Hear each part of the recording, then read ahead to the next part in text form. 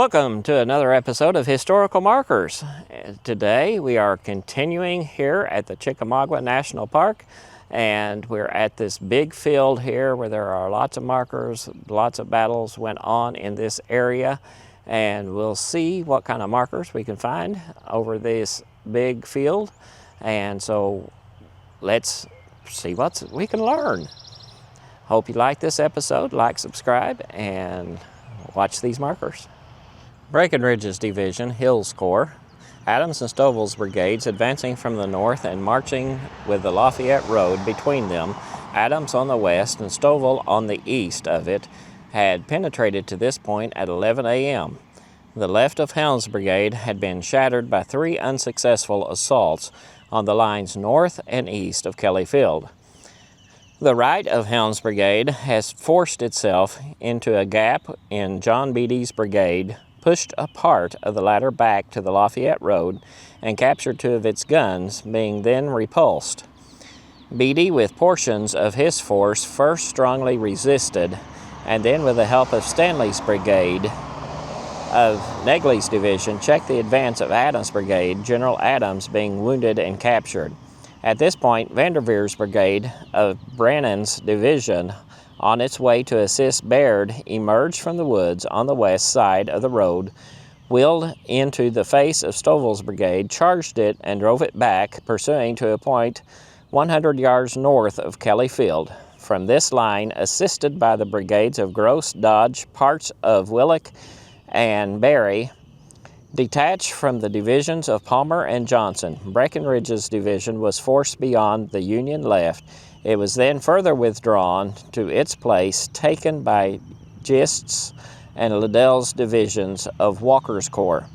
Late in the afternoon, Breckinridge troops again advanced, taking part of the last attack of the Confederate right wing, heavily assaulted Baird's position, followed that division to the Layfayette Road, and bivouacked in this portion of Kelly Field. This is for the Georgia, looks like maybe 87th or 37th Infantry. If you can read it, you're doing better than I am. Captain Joseph S. Cone, Stovall's brigade, Breckinridge's division, 11 a.m. September 20th of 1863. Here we have Stovall's brigade. After sharp resistance, mainly from Dodge's brigade on the left of Baird's division, Stovall's brigade entered the Kelly Field full in the Union rear. Adams' brigade was in the woods on the right, across from the Layfayette Road, with its right advanced. Here both brigades were attacked, Stovall from the front and Adams to the left, by Derveer's and Stanley's brigades, and compelled to withdraw to the vicinity of McDonald's house. In the final assault of the enemy lines late in the afternoon, this brigade advanced on the right of the division, passed over the breastworks, and pursued to the Chattanooga Road. This is the North Carolina 60th, erected by the state of North Carolina to mark the point attained by the 60th North Carolina Regiment on September 20th, 1863, commanded by Lieutenant Colonel J. M. Ray, Captain J. Thoss Reaver, second in command. This is the 2nd Regiment, Minnesota something Infantry. It was here engaged Sunday, September 20th, 1863, between 10 and 2 o'clock, repulsing and driving back the enemy, losing 30% of its men, either killed or wounded.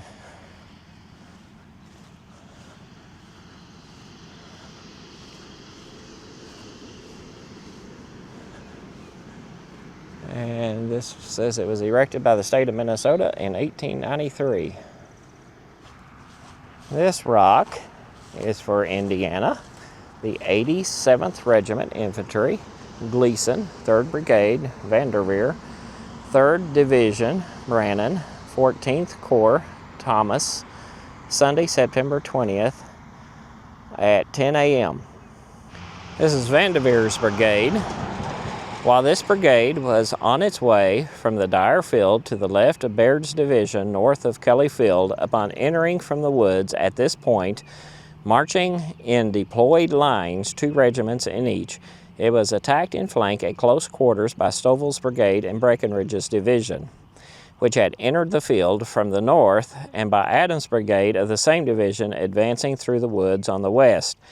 Derveer marched his brigade into the open ground, changed front to the left on a run, laid both lines down, and by a volley from the first checked the enemy's advance. He then sent his second line over the first on a charge, the first following instantly, and this aided by Goodspeed's battery of Willock's brigade. After severe fighting, repulsed Breckinridge's brigades. The lines on the Union left having been restored, heavy firing being heard at Snodgrass Hill, Derveer moved to that point and joined his division. The battery had been sent to the Snodgrass House at the beginning of the movement. This one is for the 15th Regiment, Ohio Infantry, Willock's Brigade, 11 a.m. to 5:30 p.m. on September 20th, 1863. And we're literally out in the middle of this field.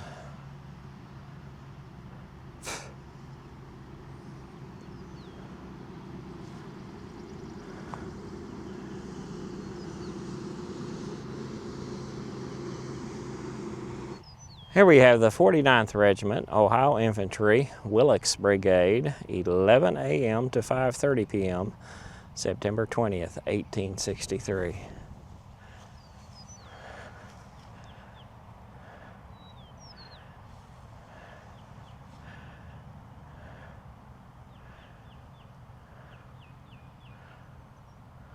This marker is just barely in the woods behind this field we've been walking through.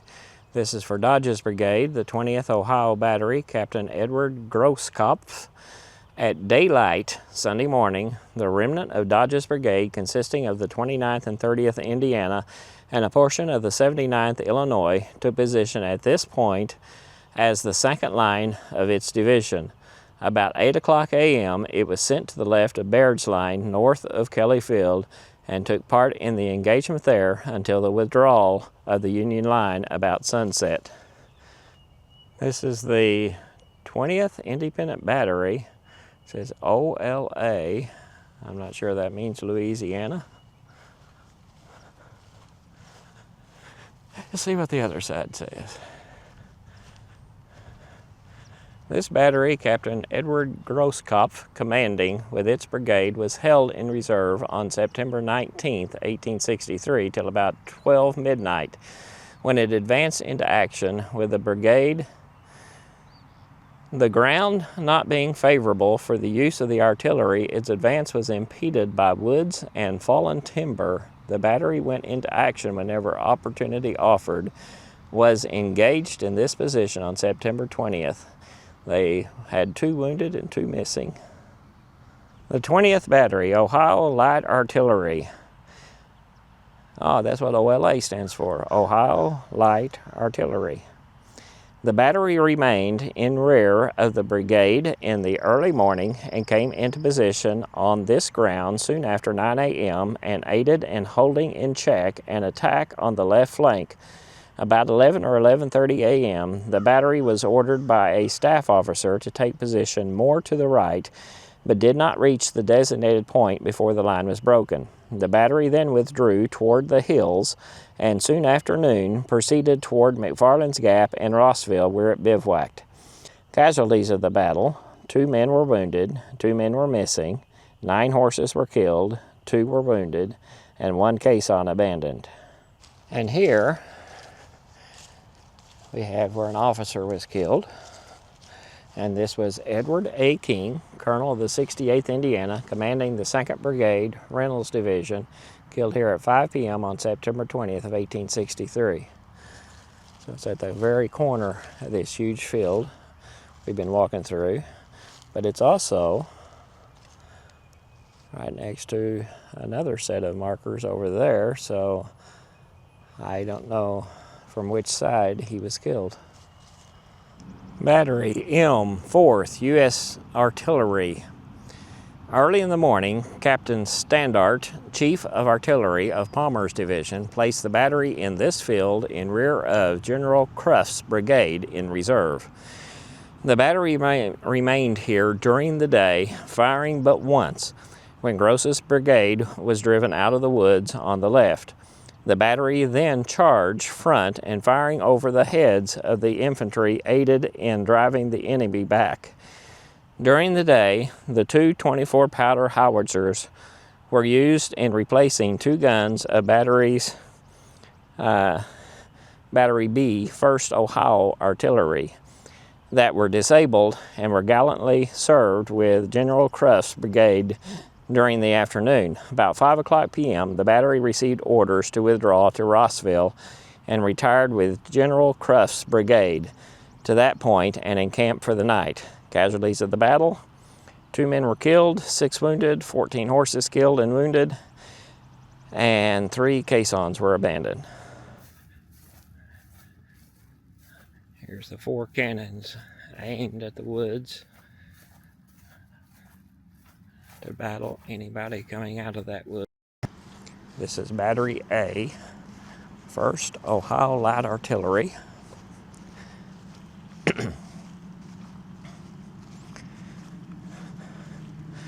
Says the battery came into position on this field early in the morning in rear of its brigade in reserve. About 10 o'clock, a heavy Confederate column was discovered about 1,000 yards north. Crossing the road, the battery changed front. A few minutes later, the Confederates charged on this position and got up to within 50 yards. The battery then opened double-shotted with canister, and with the aid of the 15th Ohio of the brigade and various commands of fragments of infantry, they were repulsed and driven with heavy loss. The Confederates having disappeared in front and showing themselves in rear, the battery moved to the Kelly House and faced to the rear. Let's look at the other side of this big one here.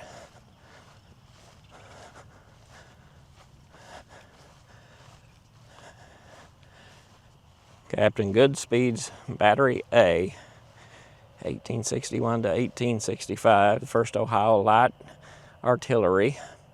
Battery A, 1st Ohio Light Artillery, organized at Camp Chase, Columbus, Ohio, September 1861, mustered out to Cleveland, Ohio, July 1865. At 12 p.m.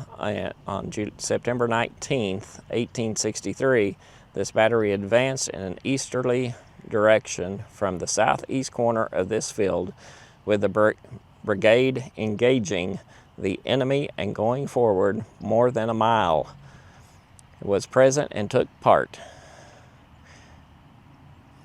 Resisting the night assault led by General Pat Claiborne, returning to this field at a late hour, bivouacked in the southeast corner for the night, September 20th at about 9:30. Moved to this position at 10 a.m. The enemy advanced in force under General Breckinridge from the north, endangering the flank and rear of the army. The battery changed front to face the advancing lines, firing double-shotted canister into their ranks and turning them back when within 50 yards of the guns, remained actively engaged in different parts of the field throughout the day, retiring with the army at night. Lost in action was 20 men.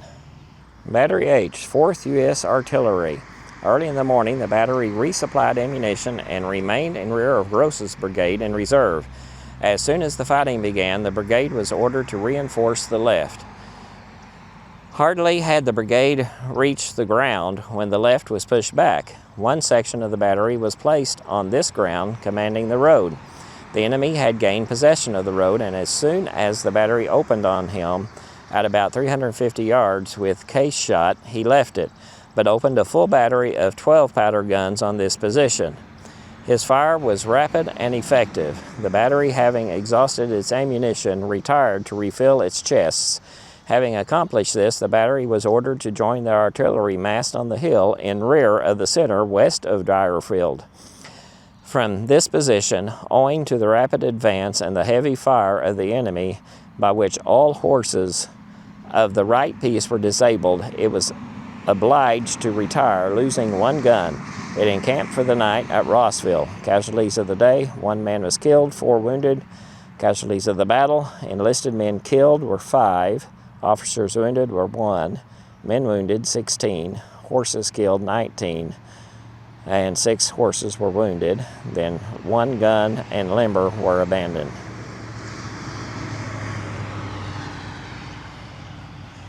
And they also have this memorial in place. It says Shiloh, Perryville, Stone River, Chickamauga, Siege of Chattanooga.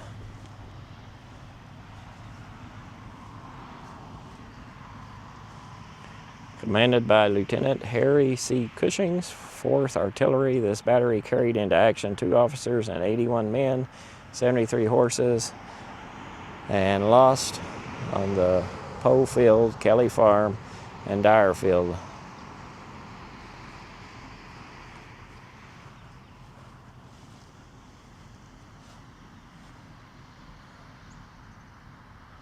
Here was the Illinois 18th Infantry, Stanley's Brigade, at 10 a.m. on September 20th, 1863. It's just across from that great big field.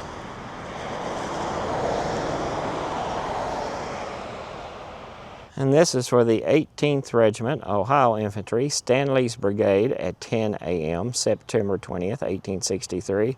It advanced north 2,000 feet. Here on the edge of this field is the Kelly House that all these markers have been referring to.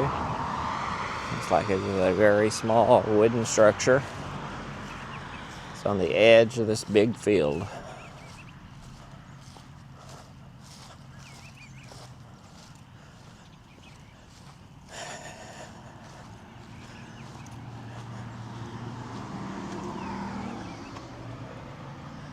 And of course there's nothing inside of it.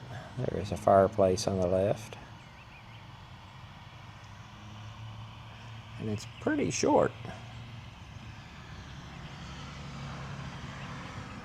Here we have Johnson's Division, McCook's Corps. Johnson's Division marched from the vicinity of Catlett's Gap about 5:30 a.m. September 19th via Crawfish Springs and Widow Glen's house, reaching the Layfayette Road at this point about noon. It at once moved eastward to support Baird and deploying its lines and changing direction to the right with Baldwin on the left. Willock on the right and Dodge in reserve became heavily engaged about 1 p.m. About 800 yards a little south of east, with the left of Forrest Cavalry and Jackson's and Smith's brigades of Cheatham's division. Battery A, 1st Ohio Light Artillery. Soon after noon, the battery took position on this ground facing south at about 1:30 p.m. The infantry of the brigade being in support, the enemy opened on it with artillery. About 50 rounds were fired by the battery in reply when the enemy ceased firing. The battery remained in this position until nearly dark, when a general withdrawal began under the artillery fire of the enemy. This battle retired firing with prolonges fixed the enemy's artillery pressing in so near that the opposing batteries fired at each other's with canister. The battery was then limbered up and moved north to the vicinity of McDonald's, thence west to the high ground overlooking the Mullis House, where it took position with Willock's and Robertson's King's brigades to cover the withdrawal of the other troops through McFarland Gap, and moved with them, reaching Rossville at midnight and bivouacked. Casualties of the battle: officers wounded was 1, men killed 2, men wounded 13, men missing 4, horses wounded 15. We have 2 of the little arrow signs. First one is route of Croxton's brigade to the opening of battle, September 19th, 1863. Next to that is to the opening of the battle, September 19th, 1863. This, like that says, 1 7/8 miles.